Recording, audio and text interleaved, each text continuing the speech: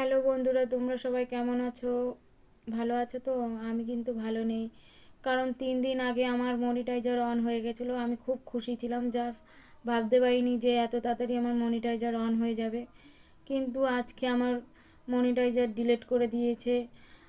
আমার মাথায় একটা বাজ পড়েছে। আমি ভাবতেই পারি না যে কি যে আমি এত এত যে আমার ভুল হবে আমি বুঝতেই পারিনি।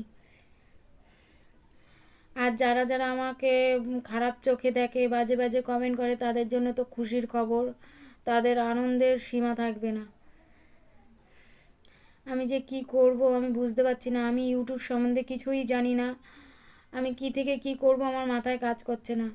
মোবাইল দেখছি আর দুই চোখ জল বেয়ে পড়ছে আমার। মানে আমি আমি ভিডিও করা ছেড়ে দেব, না ভিডিও করব, না কি করব আমি বুঝতে পারছি না। তোমরা প্লিজ আমাকে একটু